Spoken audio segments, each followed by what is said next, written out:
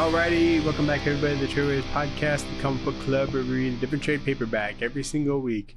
I'm Daniel. I'm Nathan. We're brothers. We read comics. And I'm taken, ladies. Sorry. Oh, at this point, your favorite. Pretty much. Well, I've been unavailable the whole time we've had this podcast. So if you ever thirsted over me, sorry for single baiting you. If you, how could you resist this guy who's got a little piece of white chocolate on his lip? Oh, you gave me the white chocolate. God damn it. Did I get it? He's irresistible. If you're listening to this early enough, there's still time. There's still time. You can say no. I object. Yeah. If you find out where our venue is. Do you have to did you write whatever the officiant says, or do they have something? He had options and we chose some, and then I think we added a little something extra, but yeah. Did you choose an option to where you give people the option to object? No. Okay. I don't think there was an option for that. That'd be kind of wild if maybe they just don't do that anymore. I don't think they do that at all. But you could still crash the wedding. Yeah. Technically, we have 2 free seats that we paid for and people are bailing on. So. Whoa. Yeah. But I'm a married man now. Yep. I got this ring on my, not in this episode, but I got this ring on my finger now. Yeah. So we're doing a wedding comic. Yes, we are. I think we got most of the wedding trades out of the way. Dude, we got they all suck. Spider-Man and Deadpool. And that's it.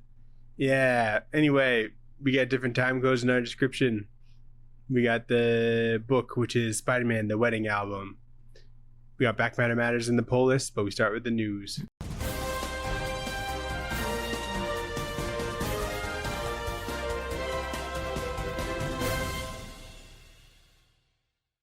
We got some news.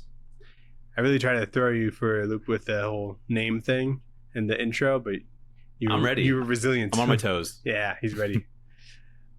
Nathan, Red Hood has been canceled. Yeah, fuck that guy. After one issue. Because the writer is passionate about her opinions on Charlie Kirk, apparently. It was maybe a little insensitive about, topics. About hot topics, especially on the day. It's apparently because I think 2 and 3 have been were solicited, but then they just cut them off. They just cut them off. Yeah, they said at DC Comics we place the highest value on our creators and community and affirm the right to peaceful individual expression of personal viewpoints, posts, or public comments that can be viewed as promoting hostility or violence are inconsistent with DC standards of conduct. So kind of crazy. Apparently it wasn't that good of an issue anyway. I don't know. I haven't read it, but that seems to be consensus. Yeah, I mean, I don't know if anyone was really stoked on it, but... Yeah. But kind of just crazy that happened in general. Yeah. Nathan Mitch Garrett's... What about him? He's going to be writing something. Oh, really? Yeah, with Tom King, but... Cool, I missed it. Yeah, it does say that it was a picture of a script. Sweet. And it said, written by Mitch Garrett's. That's cool. I wonder if he's going to be drawing it as well. Probably. Yeah. Seems to be what he likes to do. Daniel, you know how Marvel does those swimsuit specials? Yeah. For the summer? They're going to be doing a Marvel winter break swimsuit special. Okay. They are, I don't know, the cover's just all snowy and stuff. I wouldn't normally care about it, but it's going to be written by Tim Seeley and Tony Fleeks. Oh. Which is kind of cool, with artist Nick Bradshaw. Nice. And there's also going to include just some other talent like Carrie Andrews and Annie Wu, which is pretty cool. I mean, the swimsuit issues are kind of like a 90s thing, right? Yeah. So they're going to be at a cabin, but in a hot tub or something. Yeah. I think. It's wintertime, it's still going to be sexy. Yeah, it'll still be sexy. So that's interesting. I just like those writers. Yeah. Speaking of special winter issues, you like Christmas issues? Yep. Do you like Terminator? I don't know. Terminator, Santa Claus is coming to town, is going to be a comic book that is real and exists. Is Santa Claus like a T-1000 or something? No. Well, there's a T-1000 that is dressed like Santa Claus in one of the covers. I think he kills Santa Claus and then he becomes Santa. I'm not sure. Interesting. But that's going to be something that comes out this year. It's going to be written by Paulina Nganu-Chao, which is the person that does Disney villains Maleficent or Powerpuff Girls, with artist Kendall Good, for a 28-page holiday horror special. That's pretty fun. Interesting. Yeah, I like a good Christmas issue. Yeah, I feel like every property should have at least one, you know? I want the Predator Santa, Yeah. because Predator would be like, look how fast that fucking guy's going. Like I need to hunt that guy down, and he's like chasing after him. Yeah. And then Santa has to like fight him in somebody's living room. Or it's like Predators trying to kill Kevin McAllister. Ooh. And Santa shows up. Oh, yeah. To help. But Dude. he's got gadgets for him. That'd be such a sick crossover. They need to do it, I feel like. Yeah, like Predator and Home Alone, the Christmas special. You could probably get that actor to write it. Or Macaulay Culkin? Macaulay Culkin, yeah. Do I have an idea for you? We get like a real comic art or like writer to make it good, but Right. have his name on there. That sells at least $500K. Just pay him just to throw his name on there. Yeah, pretty much. Nathan, you like Noel? I like Noel. Well, Noel's getting his own mini-series. Ooh. Yes, he is. I did see that. Coming January 14th. 5-issue mini. Do you know who's writing? Al Ewing. Yeah. And Tom Waltz. With Juan and Ramirez on art. Mm-hmm. That's pretty cool. I think it'll be interesting. He's like shown up in things, right? He's just not like hasn't been a main character in anything. I think he was just in a thing to where you'd think like, Noel's back. I thought he was gone, but I guess not. Yeah. You think he'd be gone? He probably died at the end of like King in Black. I think he did, or maybe he got. But then there's just something that brought him back or whatever because he's cool. Mm-hmm. He is cool. It's probably the coolest like original creation from a big two in like the last couple years. Yeah, for sure. I think that's all I got. Same. What book did we read this week, Nathan? We read Spider-Man: The Wedding Album by tons of people. But what I didn't know is that Christopher Priest used to go as Jim Owsley. Did you know that? I did know that. I did not know that. If you quizzed me on his surname, I would have got it wrong, but I knew he had a surname. I didn't know that. So that's kind of interesting. He's been in the game for a while. But long time. Famous names in here. You got Peter David, Jim Shooter, Christopher Priest as Jim Owsley, Stan Lee, and then some pencilers, John Romita Jr., Jim Valentino, Larry Lieber, Paul Ryan, and lots of other talent. But it's kind of like a collection of all the bullshit that they were doing.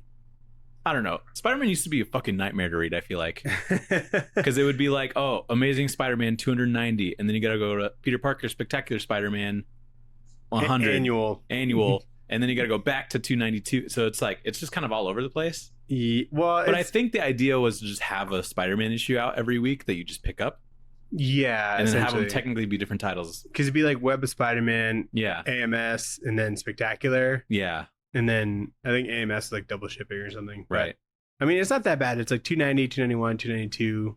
The annual of Amazing Spider-Man 21. And then it goes over to Spectacular and 7. Yeah. But then there's like more to this that is like wedding themed or whatever. Yeah, there's a not brand etch, like 7-page story. Yeah. What is that? That's like is it like a parody book that they had for a couple issues. There was like 13 of them back in like the 80s. And then I think a couple of years ago they had like the 14th issue just for funsies. Yeah, didn't like Nick Spencer or somebody write that? I don't know, probably. I remember that coming out and I'm like, that seems interesting. Someone who likes old shit. Yeah. I thought it would be go on for a little bit longer, but yeah, it's basically just their Mad magazine They only had 14 issues? Yeah. Oh. I didn't know that. Yeah. It's a weird title and it's an interesting concept. Yeah. And then they have 2 what if stories in the back of this too. So they also had like Marvel history or the Marvel saga. Oh yeah. It was kind of like a annotated sort of history of Peter Parker and Mary Jane's relationship, I think. Yeah. That was kind of interesting. I liked that. It had a good flow to it. I would probably buy that like on its own if I saw it. And, just to kind of catch up on some shit. Yeah, because it's kind of interesting. Like this is such a big character. It's kind of like especially if it's leading up to. It's kind of like big. Grand Design before Grand Design. Pretty much, yeah. But I mean, it's kind of like, and it like takes bits and pieces of like the big moments between like just those two. So yeah, they could have like cut and pasted like the panels if you told me that they did. You know, but I think it would just kind of redrawn. I think that might have been cut and paste. I don't know. Yeah, I don't think so. It seemed like consistent enough. Mm-hmm. I don't know if anyone like needs to read this. No, Really? it's like If you just like imagine what happens, you're probably right. it's probably better. Yeah, it's shorter for sure. Because there's like so much of this that has nothing to do with anything. There's they have like They go to Pittsburgh. They have some of the mundane shit with like getting married. Like we see them get their marriage license. Yeah. You know? But like I feel like one of the things I had a problem with it. I'm getting married. I've been planning a wedding for a while. I wish, and even if it's not this, it makes sense that it's not this because it's like Peter Parker and Mary Jane and not like a superhero wedding. But I think it'd be fun to like see some of the planning of a wedding for two superheroes, and they have to like figure out the seating chart, and they have to be like, oh man, don't put Hulk next to Wolverine like they used to be fucking ops, you know? So that we don't want any drama there, or like things like that, or figuring out like on the dance floor what like superheroes like to dance to what, you know? Like Captain America would probably fucking go crazy for something older, you know? Yeah. Like make it like a little like corny, you know? Exactly. So yeah, it was very little of that. I think the whole wedding itself was like 3 pages. Yeah, and there's a lot of bullshit that we got through to get to a wedding. It took 77 pages just to get to the wedding issue. Yeah, there's like stuff before that. You know, and so and it seems like they didn't plan anything. They're just like, this is where our wedding's gonna be. It's just gonna be at City Hall because they tell Aunt May like a couple days before they're getting married in general, and I'm like, that's not enough time for Aunt May to find a dress, right? And like, I don't know if the book is always like that, but Peter's got like so much anxiety. He does. Like he's got so much shit he's worrying about. Mm-hmm. Maybe that's like the thing that people like kind of relate to. But I was like stressing. I'm like, I know. It's probably. I was like, it's probably fine. I think I know how this ends. He's pretty worried about money the whole time. Yeah, I know. I'm like, how's this escape for anybody? Yeah. But anyway. So yeah, there's kind of a lot, and they cover a lot of ground. So I'm cutting out a fairly big portion of it, but I try and get the highlights, which is still a lot. But this is good JRJR though. Yeah, no, it just doesn't look like current JRJR. Isn't that crazy that he's on Spider-Man still like right now? I'm reading this shit that came out in like 40 years ago or something. Yeah, when was this? Like 1987 or something? Something like that. It's like 87. I wonder, you don't even see like really any signs of no, you know. He was. I think there was like a Marvel style that they had. Yeah, back in the day like, that they like taught artists to draw like. Right. So there wasn't really any like JRJR expression that you see nowadays. Right. But it would be kind of interesting to see, like when he started to see colors of that. But anyways, it starts with the Amazing Spider-Man 290. Spider-Man saves the mayor and J. Jonah Jameson from a villain called the Preserver, who's just a guy with an unloaded gun that's protesting against building renovations. Some important Spider-Man work there. Deep cut. It's funny because they were advertising like, oh, who's the Preserver at one point in this, and I'm like, he's just a guy. Yeah. But Peter visits Aunt May and notices his like childhood microscope is missing because Aunt May donated it to the church. And so rather than ask for it back from the church, Peter decides to bid for it in their charity auction. But he gets wrapped up as Spider-Man. He like saves a child hostage and stuff, but he barely manages to stop that guy, and he wins the bid for the microscope. He pays $40, which is, I think, a lot of money now. It's probably like $200 now. $85. Really? Oh, you did the inflation? I did the inflation check later for a different number. Oh, yeah. But after this, Peter visits MJ, who's busy packing for a trip that she just found out about for modeling. But while she's packing and stressed out for the trip, Peter butts in to ask her to marry him. Because something about the childhood microscope made him remember what he wants in life, which is MJ. In science. Sophie would murder me if I proposed to her that way, I think. Oh, yeah, when she's like packing and stressed and like, what the fuck are you even talking about? Yeah, so it's kind of funny. Not very romantic. No, Peter Parker. You're like in her apartment. And like, I guess they like never were like official. Like they're always kind of like bouncing around. They're not even boyfriend girlfriend here? Yeah, no. Oh, wow. No, so he really went for it. Right. There's like a connection for sure. And I think they'd kissed a few times or whatever. But no. That's how it was back in the 80s, I guess. Yeah. I like the black suit Spidey. We get black suit Spidey in this Oh yeah. because this is post Secret Wars. I'm pretty sure. I mean, that's when he gets the black suit, so yeah, it would have to be. I love all the indications that this is like the 80s. You know, Mhm. like you get like Spider-Man like 80s hair. Oh you my know? god, his 80s hair is crazy. I think this is the only issue where his hair is really like that. But it's like it's so big. And I'm like, what a crazy like mullet looking thing Yeah. with two like little Superman like That was very stray hip hair at the pieces. time. Yeah. He's wearing heels as he's changing. He is? Yeah, he's got like not like heels like we know, but they're like boots with like heels on them. Oh, that's nice. Yeah. That's a good fit. Yeah, it was very stylish. I like Yeah, some of it's the pretty much- dialogue in this. Like he like stopped a guy from stealing a thing at the church, Yeah. and he's like, "I'd really like to clean your clock." Yeah, dude, I remember reading that and I was like, I have to remember that one. Yeah, I was like, "Ooh, What is that even supposed to mean? Clean your clock. I guess like it's like the face of like a clock, you know, and if you punch him, it cleans it off. I guess with the swing. That's a bit of a stretch. I don't know, you know, or I don't have an explanation, but I knew what he meant. Yeah, that's true. He's got the white squares on the hands. Gotta love Yeah, that. I noticed that. That's always cool. Like, there's not a ton of white on him, No. but they do the hand thing. They do the hand. It's not even a rectangle. It's like a parallelogram or some shit, or a trapezoid. A thing that I love with old comics is like they'll show you that he has spider sense, Uh-huh. but then he'll think Spider sense. spider sense. There was not a whole lot of abstraction. I Yeah, think, in this, they didn't let you form any thoughts. They told Yeah. you what to think the entire and time. like he would be thinking, and then also in like caption boxes, he'd also be thinking. So there'd be thought bubbles and then thinking captions. Is that at like certain points? So it kind of gets a little bit crazy. but with then some- there'd also be like yellow caption boxes, which is just normal narration, I guess. Yeah. So bit crazy. He takes out he takes out the guy that has a child hostage with a white paint bucket, and I just think that this panel is funny out of context because it's just a guy laying there, there's a bunch of white paint all over him. Yeah. Like, it could be taken out of context. Some Spidey gadgets I Yeah. didn't know about. He's got like a little belt camera. Yeah, is that like how he takes pictures And sometimes? sometimes, Because sometimes he has like just a camera webbed somewhere, and it just knows when to take pictures. yeah, that he's got a sensor on him. Yeah. and whenever it goes by, it'll flash or whatever. That's cool. Which is But I like his utility belt. yeah, definitely. It's neat. But you know, I know this is old, but I feel like this wasn't It's a not tough read. It's not it's just a long for sure. Long. Because it goes it covers so many things over like 2 pages, I feel like. Yeah, the pages are And some of them aren't Busy. even like bad ideas necessarily.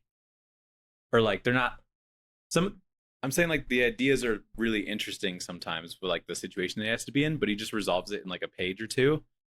And it like is a pretty good display of his character, but you don't really get to I guess stew in that too much.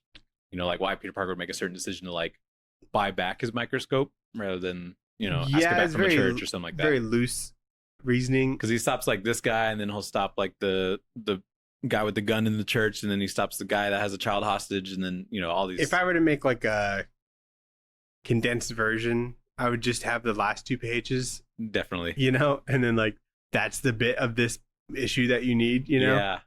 It's like those people that cut out One Piece. One Piece. One Piece, yeah. Yeah. I wonder if there's that for Amazing Spider-Man. Probably not. You could do it, I think.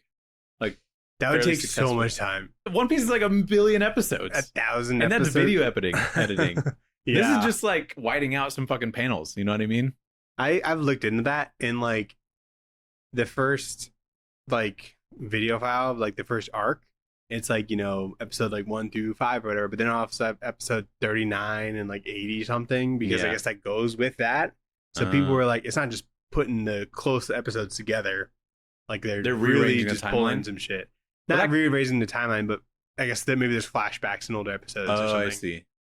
And That- so Could be interesting. I watched like a couple of those like One Piece. just One Piece. Oh, okay. And there's some shit I'm like, okay, we get it. Like you're laughing at him, you know. I think I've only watched the first couple episodes, so I don't think I got deep enough to be like, this is obviously just filler. Right. 'Cause I think- well, not like filler episodes, but there's just like Filler scenes. yeah, filler scenes. Because I've seen like comparisons between One Piece and One Piece, and it's like, yeah, it's probably good that they cut out them walking down a hallway. I wish that you didn't have to like download like the whole file Yeah, because like but it's just kind of how you got to do it. yeah. Anyway, Amazing Spider-Man 291. MJ says no, obviously. And she explains that she has some family stuff that she's got to deal with in Pittsburgh, and she leaves in a taxi.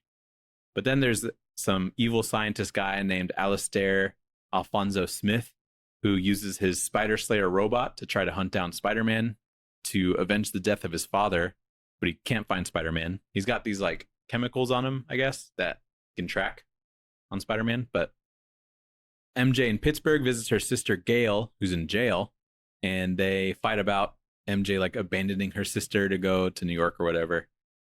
Spider-Man later fights the Spider Slayer robot, and he gets gassed, but he's saved by a construction worker with a bulldozer, which is pretty cool. And then Alistair escapes. And then later on, the Spider Slayer breaks out in the city, but at the same time, Peter just got a call from MJ asking him to come to Pittsburgh. And she's like, I love you. You should come over. And so he ignores the Spider Slayer robot and gets on a plane. And as soon as Alistair realizes that Spider-Man's not going to find him, he also buys a plane to Pittsburgh. Buys a ticket to Pittsburgh. So a lot going on there. I never once thought about MJ's family. And maybe that's just like... Well, I remember like there's some shit about her dad in the movies, but that was about it. I don't remember that at all. Like, I think she's always just been... He's a shitty dad, and that's about it. Really? Yeah, like... In which movies? The Toby ones. Like, really? Where like she was like in the play or whatever, and she's like, even my dad showed up.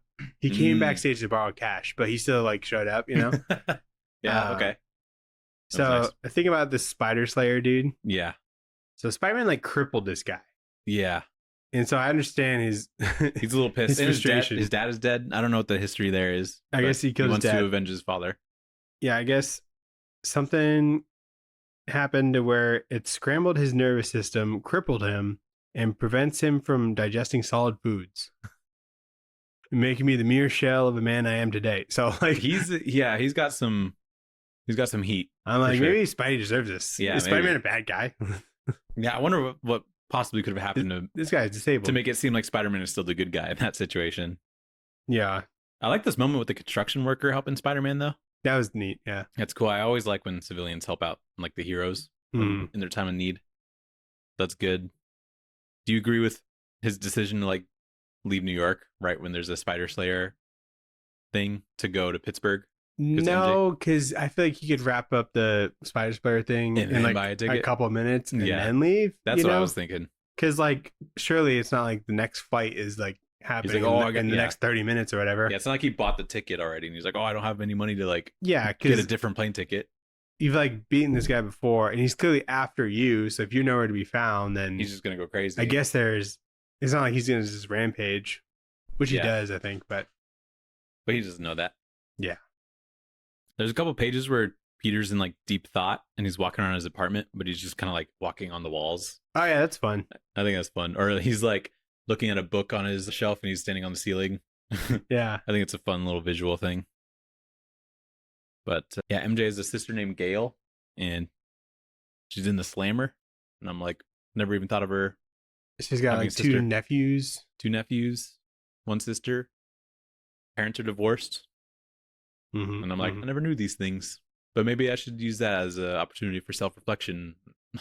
I don't think I ever thought that Peter Parker would be in Pittsburgh. Yeah. For like a reason. I definitely expect it in this comic. Yeah. Where they go to Pittsburgh for some reason. But so next issue, Amazing Spider-Man 292. Peter gets to Pittsburgh and Alistair is like, following on a different flight. But when Peter gets to MJ, she's arguing with her dad about walking out on her mom. And then MJ later tells Peter that her father got into illegally selling manuscripts of famous figures. And her dad got Gail involved and got her arrested for it when Gail was caught. And so MJ's dad is like, if you steal it so that there's no evidence of your sister stealing it, then she'll be released and then I'll just leave. But that's wrong. So she doesn't know she's going to do it. But Peter decides he'll help, but still thinks it's wrong. So while getting the papers, the Spider Slayer robot interrupts, grabs Spider-Man. MJ hits the robot with her car. Spider-Man's able to like stop Alistair. And then MJ returns the manuscript to her dad.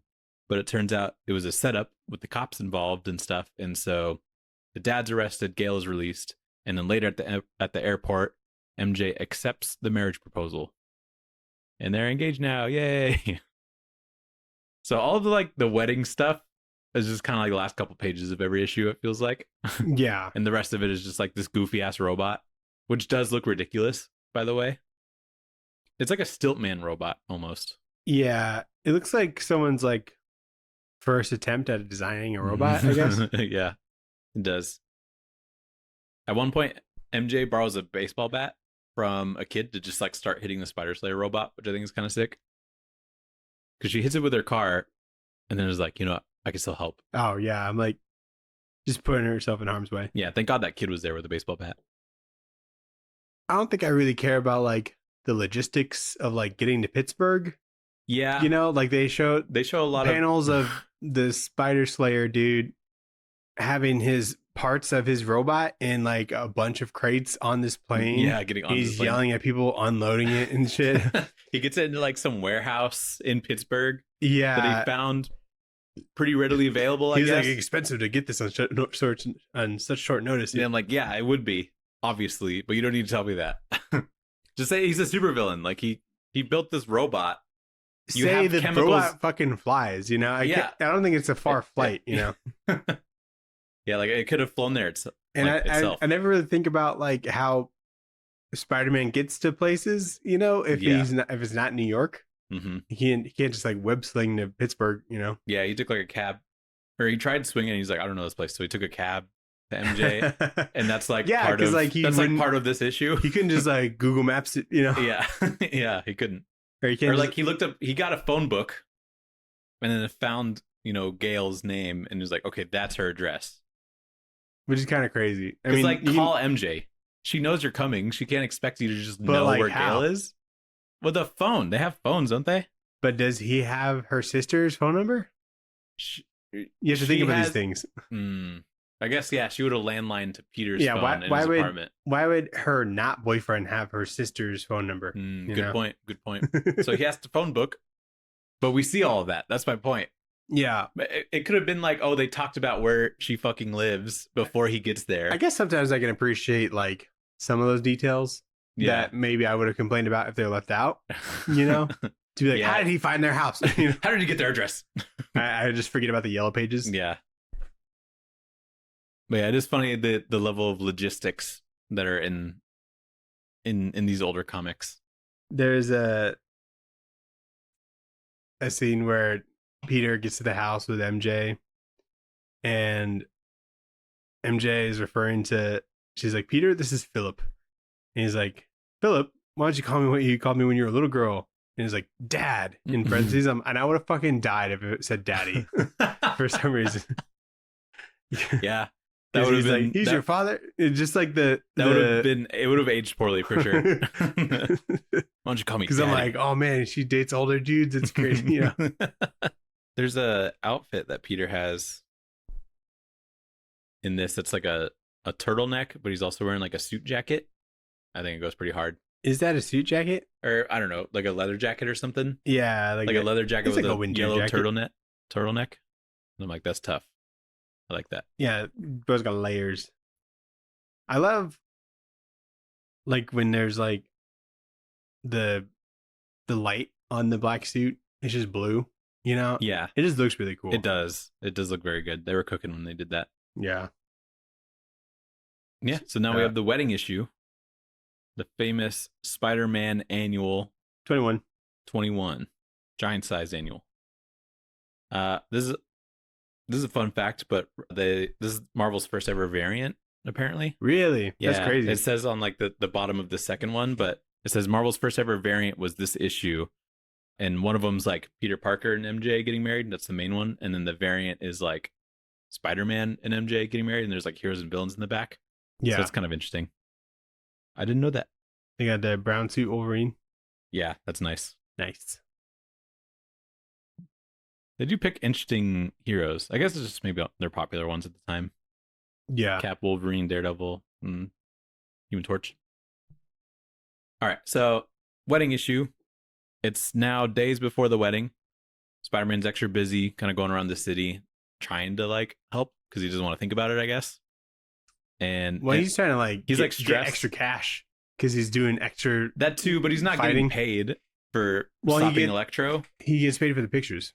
Oh, that's true. That's true. Good point. MJ moves in, and they decide that they should probably tell their family about the wedding but before that, they realize they have no space to like move in with each other. They didn't think about that, I guess. The Daily Bugle gives Peter a surprise party, which now I think about it is crazy because they knew that Peter was getting married, but Aunt May hasn't at this point. Yeah. So that's tough. But Peter starts to question if he's like even ready for marriage, especially when MJ gets like modeling offers in Paris the day of their wedding from a guy named Bruce, but she denies him, obviously. MJ and Peter break the news to Aunt May. She's super excited. Peter the next day asks Flash Thompson to be his best man, and then they throw a bachelor party at a coffee shop. Meanwhile, MJ has a party like, and goes clubbing and stuff. But from MJ's perspective, she's considering running off to Paris with Bruce to do this like modeling thing. So they're both kind of conflicted days before their wedding, which is great. Peter has a nightmare the night before their wedding. And then the day of the wedding, they both show up like a little bit late, but they make it to the ceremony. MJ surprises Peter with tickets to Paris for a honeymoon, which is from Bruce. That's nice. So they have honeymoon stuff going. Yeah. So yeah, like you said, the wedding part is like just a couple pages. It's all like build up, day of. It's all like will they, won't they kind of thing. Or is like, are they actually going to do it? But there's like a lot of doubt. And so it just kind of makes her relationship seem super fragile. Like on both sides, yeah. Yeah, they're like, I don't know, should I really be doing this? And like some of it's valid because some of it's Peter Parker being like, well, Gwen fucking died because I was Spider-Man. So should I not get married to MJ? Yeah. Because I don't want her to die. But then some of it's like Peter being like, oh, she's this crazy like model and our lifestyles are completely different. And that seems like the relationship is a lot more fragile. Which, I mean, it makes sense for the time that it was kind of like that. But to me now, I'm like, what do they have in common? He's exciting. She likes that he's exciting. I think that's it. That's a good foundation. And their aunts know each other. Yeah, that's true. Like they grew up next to each other. Yeah. So they just got to know each other their whole lives. But just, what's funny is just the insanity of how this wedding is organized. And they tell like their closest family members days before. They ask their best man like a day or two before the wedding. And Flash Thompson's the best man? Well, I think they're friends at this point. Probably. Cool. I think after Secret Wars, they're like buds. Okay. Or maybe just before they became buds. I can't remember. They're getting married on a Sunday. That's crazy. That is crazy. Like, it's fine. But, like, if you give, like, no notice. Yeah. What if there's football on? You know? There could have been football on. Yeah, it's crazy. Like, dude, I don't know if I can make it. I got to see what the afternoon games are, Yeah. This isn't a superhero wedding because Peter Parker has a secret identity, so it makes sense. But I think it'd be fun if they also did like a superhero wedding, like the variant. Yeah. And been like, you're invited to this. Or at least like the super people there. Unmasked. Like people who are like in the crowd and even kind of see it. That's like kind of what I want to see. And I feel like hasn't really been done necessarily. It probably has been in like an X-Men probably or something, or maybe the Fantastic Four one. Maybe on one of our like second weddings we can do that. Yeah, true. But I think that would be an entertaining read. Like I feel like Chip could do that pretty well, you know what I mean? Yeah. And like make little jokes and create little dramas that are in there. But there wasn't even like nice moments, I feel like, in this, because it's a pretty big moment for this character. Yeah. Like especially like at this time, characters getting married that were like previously single or whatever, like the love interest part of it sells a lot. And so when they actually like got married, it like kind of fucked up their sales a little bit, apparently.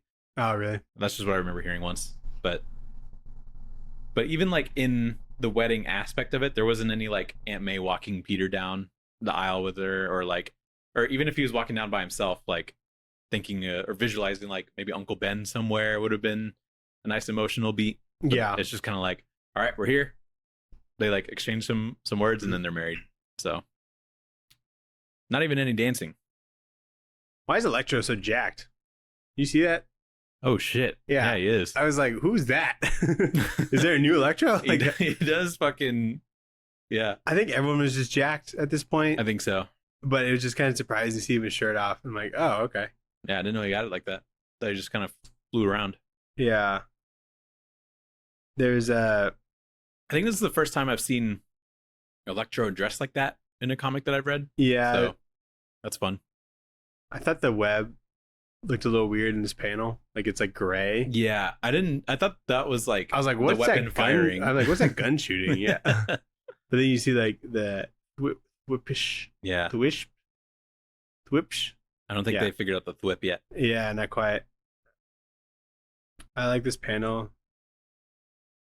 with Spidey's ass out. You see that? Oh my god. Yeah, he's like, Oh shit, he's really throwing it back. He's bending all over, dude. That's good. Yeah, it's just dumb shit that I've noticed. There's something that I'm trying to like get a.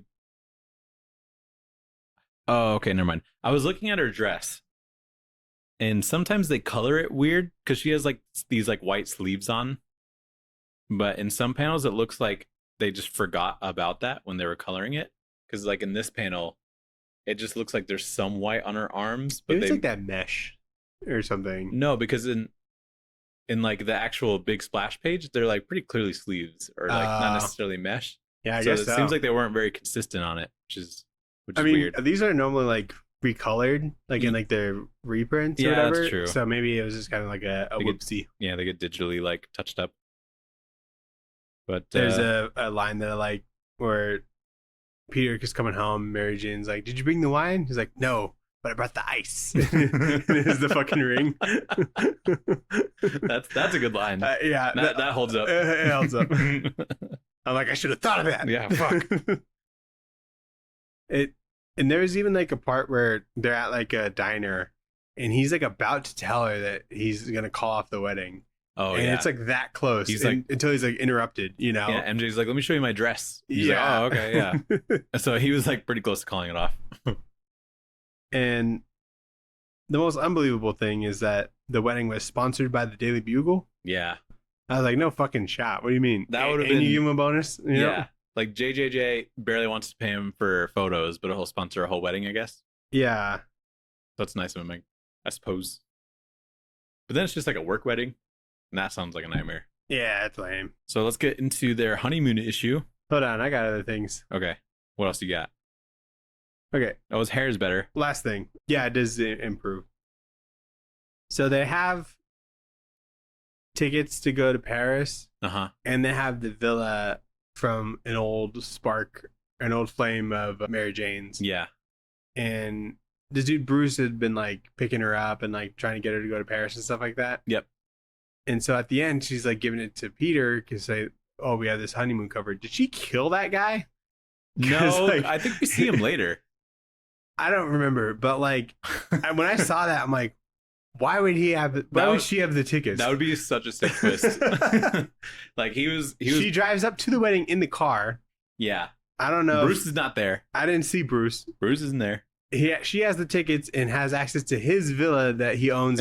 God, I like this headcanon a lot more. Yeah, I was like, she killed that guy. Yeah. 'Cause, I mean, he was coming on too strong. Maybe he was like self-defense or whatever. And she's like, well, I got his tickets to Paris now. Maybe. I don't know. It's Yeah. really funny though with me thinking that. But what is interesting is that this issue ends when they come back from their honeymoon. They're like, wow, that was crazy. Yeah, And then, but like, check this- out this other thing. Yeah. And if it's you like, want you want to see their honeymoon? That's the next issue. I really ran out of steam after this. 'Cause I'm Dude, like, me all right, we got it. All right. You know? Yeah. I was like, we're there. I was interested in what the honeymoon was like. It's not that great of an issue. But basically, there's this guy called the Puma, Thomas Fireheart, who wants to thank Spider-Man for his help during the original Secret Wars. I think this issue has the best art. For sure. Who is on this, actually? Alan Cooperberg. Well, that's layouts. There's finished art by Jim Fern Oh, true. and Al Milgram. So This is the Christopher Priest issue. yes, God, he's been in the game for a while, hasn't he? yeah, long time. I never think about that. He's probably like got the most experience out of any like writer that's still working, other than like maybe Mark Waid or something. Yeah, I was but going to say Mark Waid. But yeah. I would feel like agree I with that. don't recall Mark Waid stuff like prior to like the 90s. When was Kingdom Come? Was that 90s? Probably. Yeah. Anyway. He's pretty tenured. But anyway, Thomas Fireheart, who's the Puma, is being told by his dad, I think, to thank Spider-Man for his help during the original Secret Wars. And he like mentions the Beyonder and stuff. So I'm like, it's weird that this guy was in that, I guess. Yeah. I haven't read the original Secret Wars, so I don't know what really goes on. I just have that general idea. Sure. But Peter and MJ arrive at their honeymoon cottage in France thanks to Bruce, who's now dead, I've decided. And Peter thinks he's not good enough because he has like no money compared to Bruce. And later at dinner, MJ is recognized by like a bunch of people there because she's been to France before for modeling. And she's like socializing, and Peter feels left out. So he leaves. And then later back at their cottage, the Puma's there to offer Peter and Spider-Man a job for a whopping $80K a year. Which is funny to hear now because he's like, oh my God, that's so much money. But then adjusted for inflation, it's like $227,000. Yeah. And I'm like, pretty good. If I got offered $8,000 today, I'd be like, hell yeah, dude. Get me on there. So it was just funny to be like, I'm going to give you so much money, $80K. And so Peter accepts the offer and is tasked with like retrieving a stolen artifact. And he like does it, but the whole thing ends up being a setup by the Puma to like monitor Spider-Man to see if he's like actually a good partner or something. And so Peter calls off the whole offer. Puma apologizes, and then they just like go their separate ways. And that's pretty much the whole issue. But what's interesting is that they barely did any honeymoon things on this honeymoon. Yeah, they just happened to be in like They went to dinner and they went to the beach once, and that was it. That was like the only like things that they did together. There's like a jump. They get there and then like it jumps to, oh, I can't believe it's time to almost go home or whatever. Yeah, and then yeah, the yeah. ship pops up. But like it would have been kind of fun to see them, I don't know, do Look at something. this panel. He looks so jacked and it just looks really cool. Dude, I that's think. sick. Yeah. I really like the inking on this. Yeah, that's pretty cool. A lot of stuff. So I guess Puma is the reason, according to the next thing, Puma is the reason that Mary Jane knows who Spider-Man is. Puma? Yeah. Really? Because did you read the next thing, the Marvel Saga thing? I read the next thing. Yeah, because like there's a scene where Peter's like pushing MJ out of his apartment because Puma's about to jump in the window. Yeah. And then when he jumps in the window, Mary Jane breaks back into the apartment and yeah. sees that he's there. Yeah. And she kind of always knew, but that just kind of confirmed it. It confirms it, yeah. So Puma's important, kind of. Yeah. I wonder what he's up to now. So his dad, the Puma's dad, was upset that the Puma didn't defeat the Beyonder by himself. Yeah. I'm like, the Beyonder's fucking crazy. He's kind of Puma's just the guy who's furry. Yeah. He like turns to beast pretty much. Yeah. And that's like kind of the extent of what he does. Nothing else, really. Yeah. And anyway, but based off of this and like all the other issues, I guess especially this one because there's so many like men like throwing themselves at MJ. Like she'd be a hard person to marry. Totally. Just because of all the attention she gets. Yeah. And then, like the life that she's constantly being thrown this life that she could have. Yeah. And it's interesting because Peter Parker's like, I do not have the funds to support her and stuff. Mm-hmm.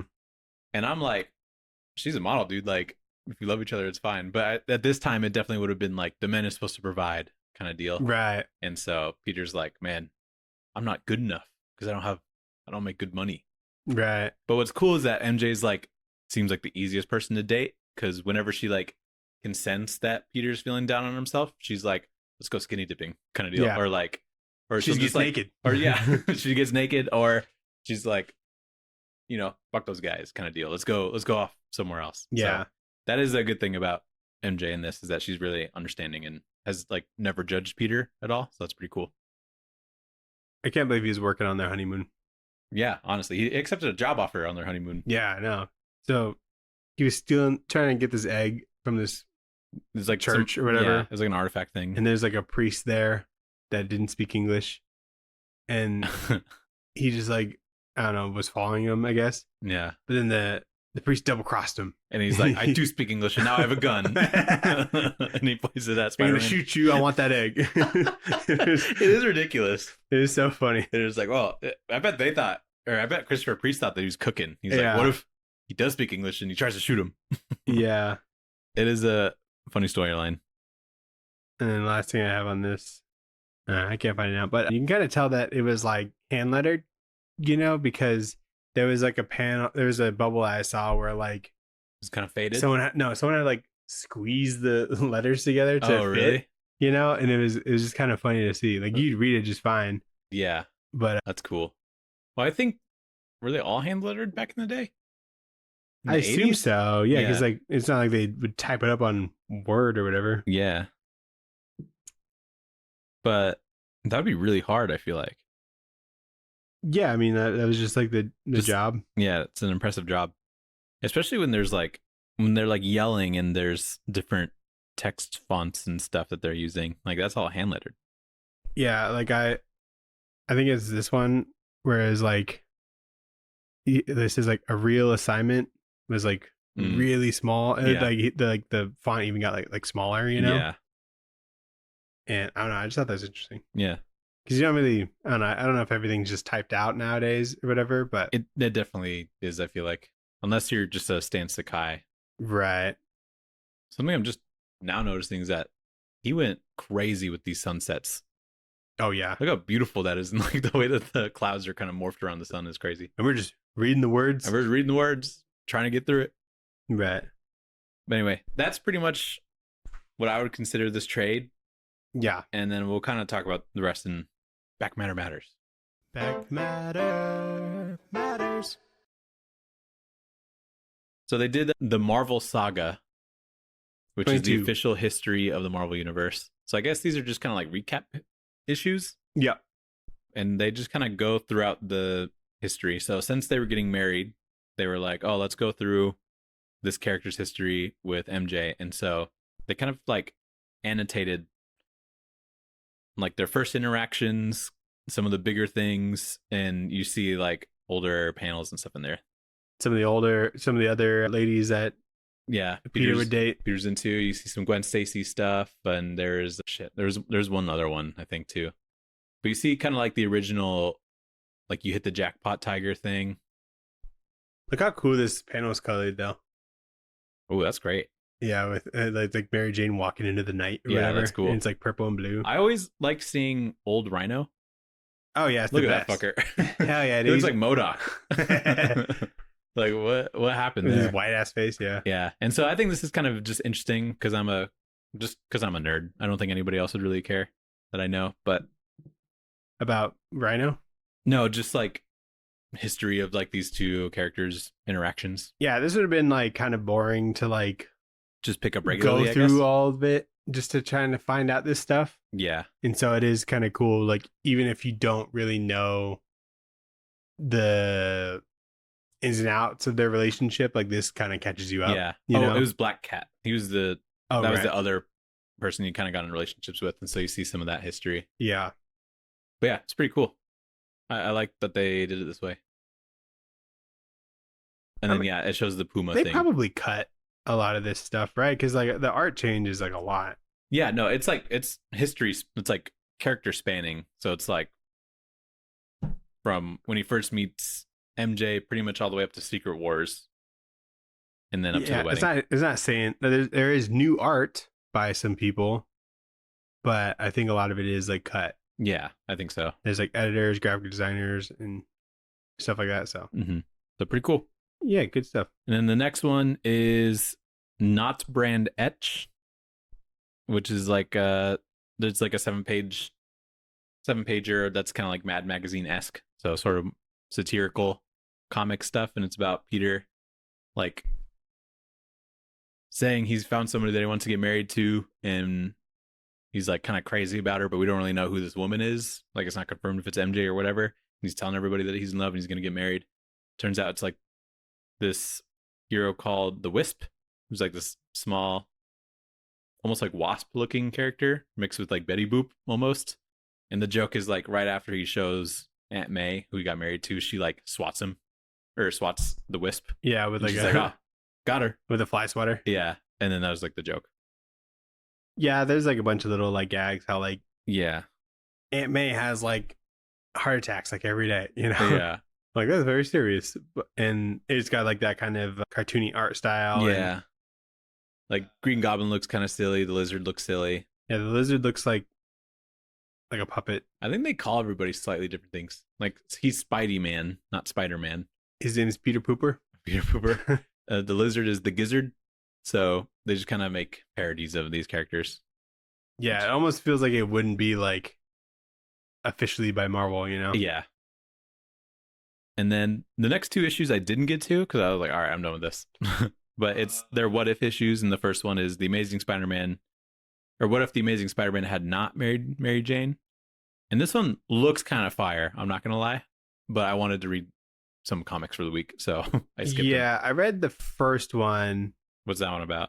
So there's 2 what if issues, but they're actually part 1 and part 2. Oh, are they? Okay. Yeah. So it's just like Peter calls off the wedding, you know, because he can't protect Mary Jane or whatever. And so he gets like, he rekindles with Black Cat. Mm-hmm. And Ooh. there's a cool panel here where Peter has like a nightmare and he wakes up and his like leg is up under the covers, but it just kind of looks like a huge morning wood. He's like, whoa, oh, it was just a dream. Yeah, everything's fine. That's crazy. And what's kind of cool is like it kind of shows like how his life would be if like Black Cat was in it, and it goes to like Kraven's last hunt. Yeah, I saw that. And before like Kraven gets away after killing him, Black Cat just comes in and saves Peter. So Kraven's last hunt like just doesn't happen. There's some like sick panels too, like this Black Cat kind of peering over. Yeah, Kraven there's some good stuff for sure. Really good artist. I think it was the artist on this. Penciler's Jim Valentino. Oh, right. Yeah, so he's great in this. Also, this like double page spread of The Watcher. Yeah, that's kind of fun. explaining everything up to this point is pretty cool. I really don't know the history of like the black suit, because I thought like after he gets rid of the black suit, then Venom becomes a thing. But there's a page of him fighting Venom in his black suit, and so I'm like, oh yeah, what is that about? I don't know.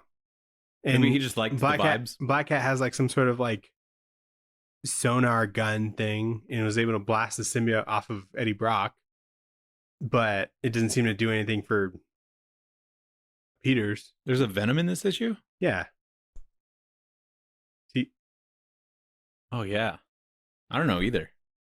It is a confusing history, I think, but I'm sure it's like maybe his suit was, I think before, like it's not like just like symbiote on his suit.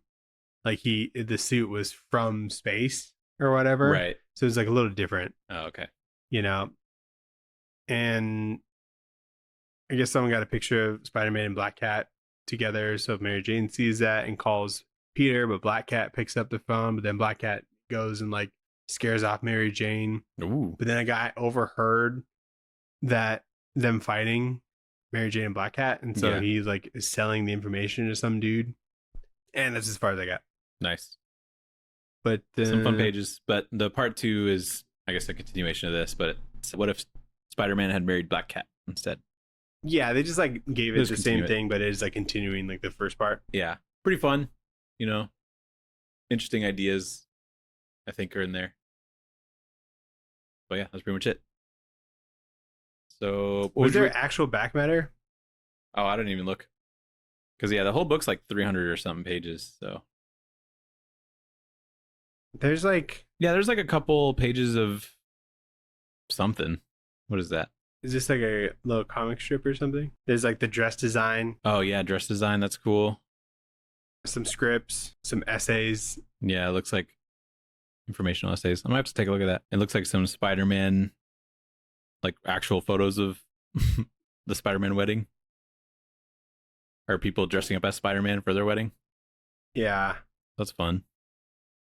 And then Bill Sienkiewicz poster. What? Yeah, dude. Maybe you're not there yet, but what are these black and white pages? I don't know. Oh yeah, Bill Sienkiewicz. So are these like more variants? Oh, that's a promo poster. They're like pinups and stuff. Yeah, it looks like it. But anyway. Pretty cool. An Eric Larson drawn thing. But yeah. What would you rate this book, Daniel? So I give it like that extra half piece of cake that you eat at a wedding because your date doesn't finish her piece. Okay. You know, you like don't need it, but like you like wedding cake. Yeah. And you should eat it because it was probably expensive. Yeah. Wedding cake is expensive. I love wedding cake. Me too. There's something specific about it. I'm so fucking excited for ours. Do you tell people what it is? No. I mean, people haven't really asked, but it's like a churro cake. Hell yeah, brother. Which is so good. That's what we're saving. We had a churro cake at our wedding. Well, it was like one of the layers. But yeah, one of the layers is churro cake, and the other one's like a pink champagne cake, which is really good too. Nah. I think you'll like it. It's kind of interesting, dude. I'm sure it's good. It, champagne cake is good. You like eat it and it feels like it's carbonated. And I don't know how to explain it. It's kind of a crazy experience. I'm gonna drink a cake. Yeah, you're gonna drink a cake. Exactly. Okay, for sure. So I would rate this. Yeah, I think probably just extra wedding cake too, but of the flavor that you didn't prefer, maybe like pink champagne. No, pink champagne's good. So that's a bad example. But maybe if it was like strawberry or something, be like, okay, let me get that. Dude, I was like blown away by like Roxanne's wedding cake, and I asked her about it, and she's like, "Yeah, that's just from Costco." What? I'm like, are you fucking kidding me? I don't remember what they're. I'm like, you mean I can have this whenever I want? It was just like, a white cake. Was it like wedding cake looking? Like, was it 3-tiered? They had like a little one that was for show, but like for everybody, there was like sheet cake, and it was just from Costco. Hell yeah! And it was badass. That's awesome. Everyone at my table, I'm like, have you had this? And I was just like, damn, I got bland ass taste, I guess. Yeah, for real. I mean, that's good on them for finding some ways to save money. What do you think League of Comic Geeks rated this book? Oh shit. It's like this album. This album, yeah. Probably pretty highly. It's like history, you know. It's like, yeah, I think it's like a recognizable issue in Spider-Man's history. You know, they did the weird reboot thing, whatever that was, recently-ish. It's out of 5, right? So I'd probably... Yeah. I think they rated this like 4.4. Nailed it. Really? Very positive. Let's go. Yeah, it's pretty good. I don't think that... It's not the kind of book that you'd recommend to anybody, I don't think. But like, if you're interested in Spider-Man history, this is one of them. Yeah. The only like old comic I think I've read that I could be like, this shit's gas is Kraven's Last Hunt. Yeah, that's pretty good. I think that book's really good and definitely holds up.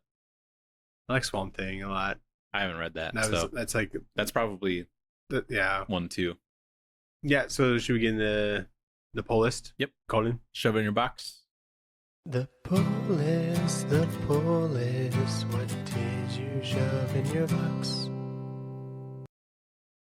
So we got the Marvel DC crossover number 1. Pretty exciting. You should grab me one of them. All right. Yeah, they had like hella variants. Yeah. Batman and Robin Year 1 number 11. Oof. Almost done. Battle Beast number 5. Cool. New Gods number 10. Yes. You remember that prestige book called The Bat Dash Man, called First Night or whatever? And it was that like... Who's it by? Dan Jurgens. Oh, yeah. It was about like, you know, the first iteration of Batman or whatever. Like whatever's going to go into public domain probably. Yeah. There's a new one. It's called The Bat Dash Man, Second Night. Oh. So I guess they're continuing that. Okay. Is it still Dan? I think so. I didn't really look into it, but I just saw that and I assume so. I wonder how that is. And then Marvel Zombies Red Band number 1. Cool. If you're interested in that. I'll read your issue. I might like flip through it. I probably won't buy it. Okay, if you don't buy it, then whatever. Yeah, Dan Jurgens, Mike Perkins. Cool. Mike Spicer. Cool. What'd you read this week? You know, I like considered like the Marvel Saga and like not redneck. I think it's valid. Because that's like, it was extra work for sure. Yeah, I like wanted, because I like paid for the thing. And I'm like, there's a lot in here that I didn't read, you know, so I just like kind of wanted to get to it. Yeah. So I read those, and then I read The Boys, Dear Becky, number 2 and 3.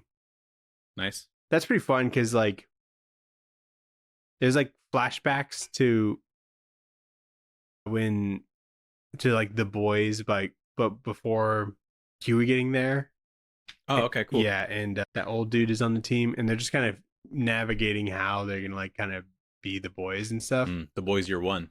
Yeah, it's like the Year Boys Year One. Yeah, it's kind of cool. That is Mallory's like the old dude, and so it's not just like because I was afraid there wouldn't be like any soups in it, you know? Yeah, and soup stuff, but there's like plenty of that, that's cool. and that's it. So, what'd you read? I read Predator versus Spider-Man number 4. Yeah. Pretty good, Mm-hmm. I would say. I didn't realize that was going to lead into Predator Kills the Marvel Universe number 1. Did you read the Marvel I read it in the Universe right first? order, which is good. Oh, that's good. Yeah. So, I mean, I guess spoilers, but they get the serial killer Predator that like doesn't follow the code or whatever, Skinner, and then they mark Craven because he was able to kill one of the Predators, and they're like, this guy's kind of tight, and so they like mark his forehead, and then he joins the Predators, and he's helping them hunt down the Marvel Universe or the heroes. And I think that Predator Kills the Marvel Universe one is a good start. Yeah, because I like that they only focus on like a couple kills in the beginning, mm-hmm. and they're like kind of more impactful. So they take out like the Fantastic Four in there, which is fun. So yeah, I'm excited to see where that goes. I mean, it's just like a crazy crossover. So yeah, it's a fun time. I also read Beneath the Trees Where Nobody Sees, Rite of Spring. Mm-hmm. Rolls right off the tongue. Yeah, great first issue. Banger. I'm like, oh god, I'm so glad this book is back. I'm like, how does he do it? Dude, he's so, and it's like somebody, oh my god, it's the fucking duck that they cut up. It's like the brother or the sister of that hunting down the duck after he disappears, and so she's just kind of like using working. Reddit. Yeah, you read it. Yeah, he's using Reddit trying to find it. She's going to like every police precinct in the area and being like, found anything yet? And they're like, still no. You've been doing this for 8 years, you know? And so she's got like a vendetta. But then like the twist at the end I wasn't expecting, because it was actually Sam who like messaged her that like, oh, you should check out the city that I'm in. And so I'm like, what's your fucking game here? Yeah. It's awesome. How does this work out for you? It's awesome. Yeah, no, super good. So I'm definitely interested where that goes. So I'm excited to read issue 2. Yeah. I read that Captain America issue 2 you let me borrow. I think it's good, man. Yeah. I don't want to continue it, but but I think I like what he's going for, I think. Yeah. Because there's some Doctor Doom stuff in there, and it's like Captain America being like, oh, America's like this big superpower now, and did I contribute to that? And like, was that the wrong thing to do necessarily? And so he's kind of like questioning his allegiance kind of deal, but in like in a good way. Mm. And there's parts in there where I'm like, hell yeah, because he's like, when I got into the ice and when I got out, it's good to know that my values still hold true, which is just fighting fascists. And I'm like, hell yeah. But I think he'll find out that Doctor Doom is kind of aligning with his interests, but Doom's just doing it in a bad way. And so I think what he's leading into is kind of a smart and interesting dilemma. But yeah, I think it's just, I'm not interested to read it anymore, I don't think. But I imagine if as it goes on, people will think that this is like a really good Captain America run. Yeah, which like is it's cool, like because it's a Canadian. It's like written well, but there's not. I think my dumb brain is like, there's not any fights in here, you know? Yeah, it's more like I need kind of like little action breaks here and there. That's what they don't have. It feels like a. It probably is a kick-ass trade. You know, it'll be probably a great trade, just great overall arc, but it feels kind of like a Sheriff of Baghdad or Babylon, Sheriff of Babylon type thing, where it's like not necessarily huge action war book, but it's like ethics stuff, right? I guess. So I like that approach, but whatever. And then I read a Daredevil: A Cold Day in Hell #3 to end that out. That book rules. Hell yeah, dude! It's just so good. I don't understand why Bullseye let the Punisher free. And he like shows him like, oh, look at this nice suit of armor that you could use, Frank. Let me let you out and then leave. Because he couldn't possibly make it over there because he's got no arms. It or was legs. just weird. They were gonna kill him, and they're like, "Well, let me let you out, and then show you this Iron Man suit, and then leave the room." And then he just like manages to walk over. I don't know. That was just like a weird thing. Pretty cool though. It was pretty cool that it happened, but it was just strange. I like that he's like losing his powers at the end fight with Bullseye.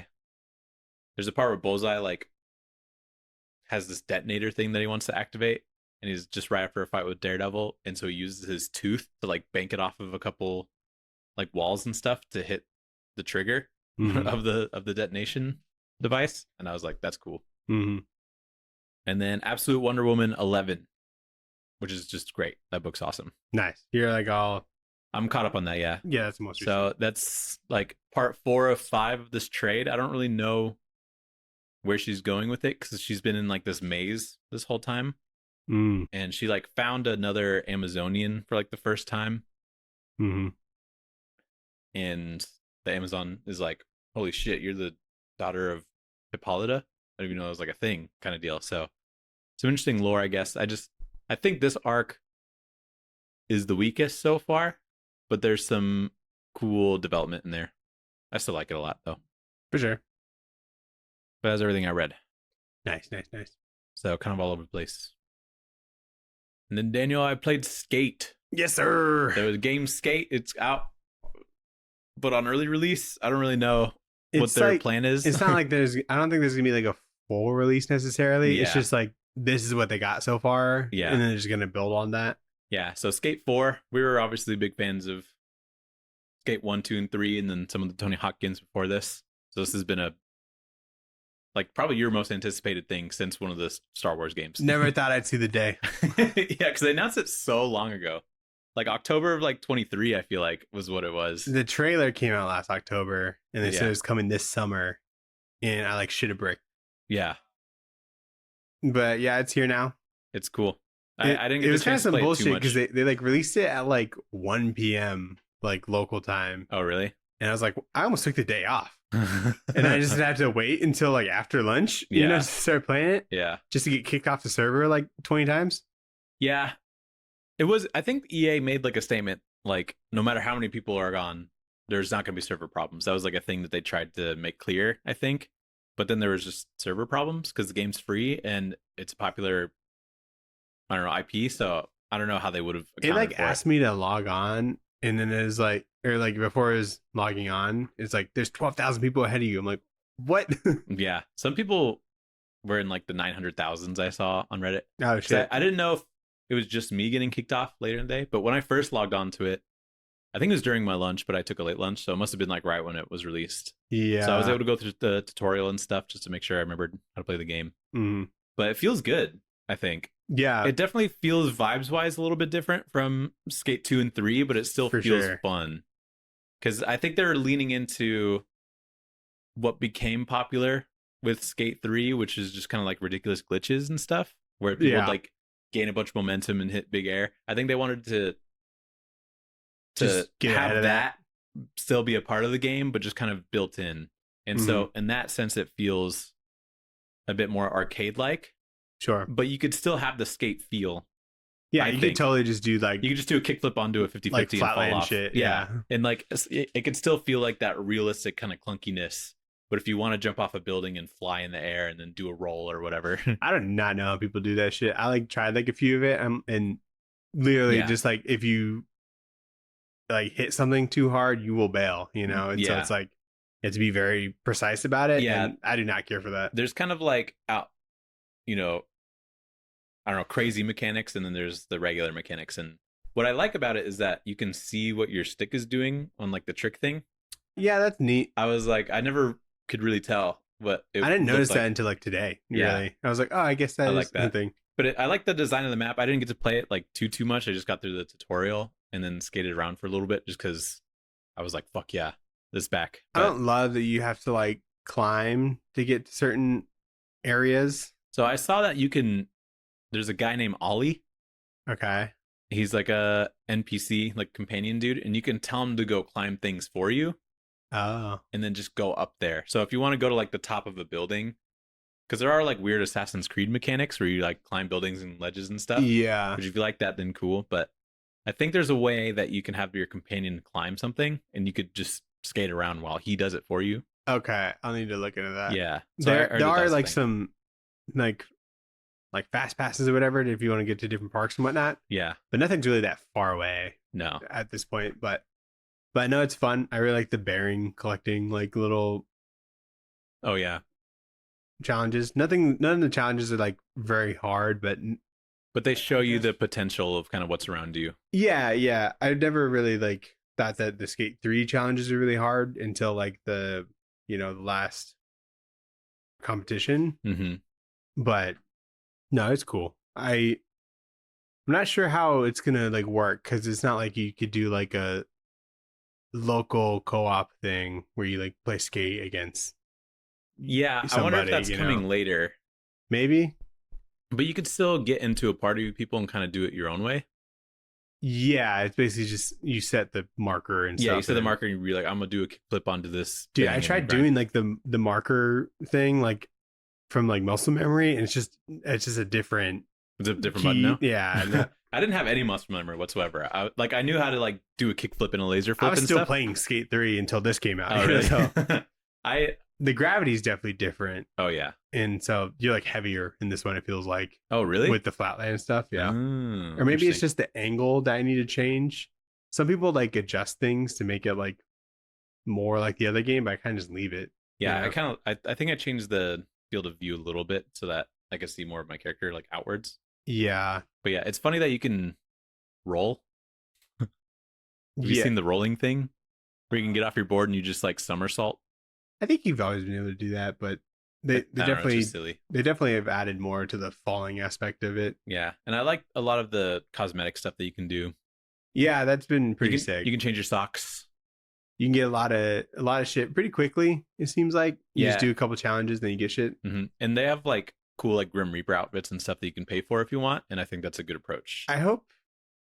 Yeah, because there's like a currency you can get pretty quickly for these mystery box things, and I think you can get the other currency to just buy things outright. Yeah, but like it seems like it's taking a minute because there's like this Vans pack I want to get, but like you need like 1,600 of these purple dollar things. Yeah, so you could buy those directly if you want. Right, but I'd like to earn it possibly. Yeah, it'll just be more of a grind for sure. Yeah. So this is kind of navigating that, I guess. Mm-hmm. But it's cool. I like that you can set up your own ramps and stuff just kind of around the map so that it can help you create a line.